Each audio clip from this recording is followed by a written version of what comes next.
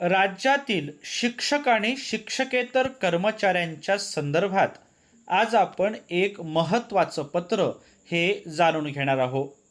प्रस्तुत पत्राचा विषय हा शालार्थ प्रणालीमधून वेतन व भत्ते घेणाऱ्या शिक्षक व शिक्षकेतर कर्मचाऱ्यांची वैयक्तिक मान्यता व शालार्थ ID आदेश कार्यालयीन अभिलेखाप्रमाणे असल्याची खातरजमा करणेबाबत या विषयाच्या अनुषंगाने आहे. नेमकं या पत्रात काय सांगितलेलं आहे ते आज आपण जाणून घेऊया. आत्मीय शिक्षक बंधू आणि भगिनींनो, नमस्कार. मी माझ्या शैक्षणिक यूट्यूब चॅनलमध्ये आपल्या सर्वांचं सहर्ष स्वागत करतो. आज आपण शिक्षण संचालनालयाचं दिनांक 20/3/2026 एक महत्त्वाचं पत्र हे जाणून घेणार आहोत. अशाच प्रकारचे विविध शैक्षणिक पत्र जाणून घेण्यासाठी माझ्या या यूट्यूब चॅनलला जर आपण सबस्क्राईब्स केलं नसेल तर जरूर सबस्क्राईब्स करा, अशी नम्र विनंती मी आपल्याला या व्हिडिओच्या निमित्ताने करतो आहे. आता आपण जाणून घेऊया या पत्रामध्ये काय म्हटलं ते. संदर्भीय पत्र क्रमांक 1 अन्वये शालार्थ ID देताना अनुसरावयाच्या कार्यपद्धती आणि कर्मचारी अभिलेखे डिजिटलाइज करण्याबाबतच्या विस्तृत सूचना देण्यात आल्या आहेत.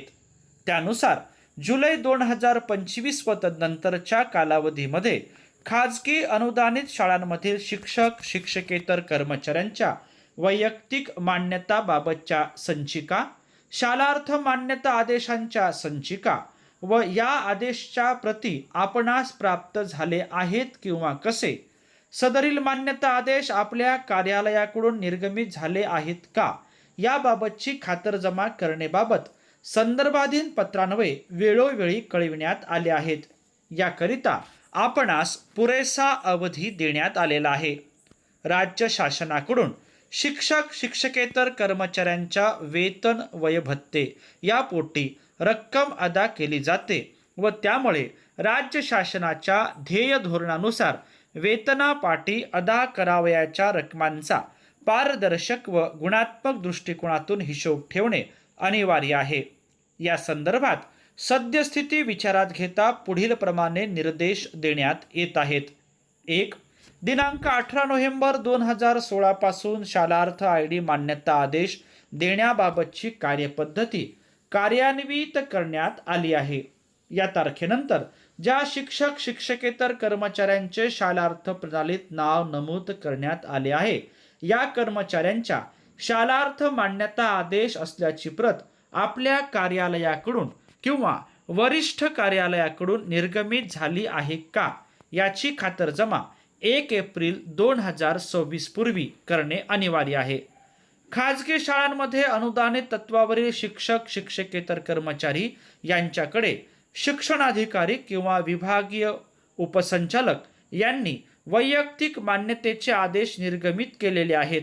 हे आदेश आपल्या कार्यालयाकडून निर्गमित झाले आहेत काय, याची खातरजमा दिनांक 1 एप्रिल 2026 पूर्वी करणे अनिवार्य आहे. वैयक्तिक मान्यता आदेश व दिनांक 18 नोव्हेंबर 2016 नंतरचे शालार्थ आणि मान्यता आदेश हे आपल्या कार्यालय अभिलेखाप्रमाणे जावक नोंद वहीमध्ये नोंदविले आहेत काय, याची खातरजमा करणे आवश्यक आहे. आपल्या अधीनस्थ अधीक्षक, वेतन पथक व भविष्य निर्वाह निधी या कार्यालयाकडे हे आदेश प्रथम देयकांसोबत संबंधित कर्मचाऱ्यांच्या किंवा सक्षम प्राधिकारी, शिक्षणाधिकारी किंवा विभागीय उपसंचालक यांच्या कार्यालयाकडून या आदेशाची प्रत त्यांच्या कार्यालयाकडे प्राप्त आहेत किंवा नाहीत, याची खातरजमा करण्याचे निर्देश दिलेले आहेत. यामधील पडताळणी अपूर्ण असल्यास सदर काम दिनांक 1 एप्रिल 2026 पर्यंत प्रथम पूर्ण करावे.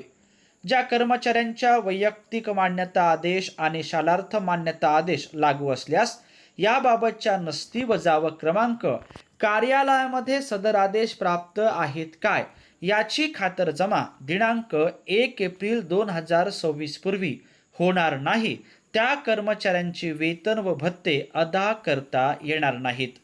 ज्या कर्मचाऱ्यांच्या वैयक्तिक मान्यता व शालार्थ मान्यता आदेश तसेच रुजू अहवाल नियुक्ती आदेश संकेतस्थळावर अपलोड केलेले नाही अशा कर्मचाऱ्यांची वेतन भत्ते दिनांक 1 एप्रिल 2026 पासून देय करण्यात येणार नाहीत.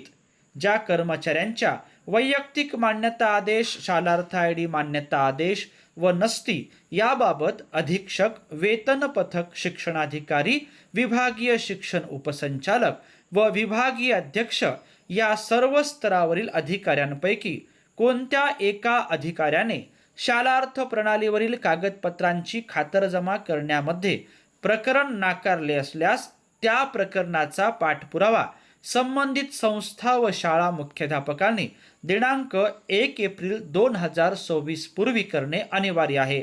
अन्यथा अशा कर्मचाऱ्यांच्या बाबतीत जोपर्यंत नियुक्ती आदेश, रुजू अहवाल, वैयक्तिक मान्यता व शालार्थ ID मान्यता लागू असल्यास याबाबतची खातरजमा होणार नाही तोपर्यंत अशा कर्मचाऱ्यांना वेतन भत्ते अदा केली जाणार नाहीत.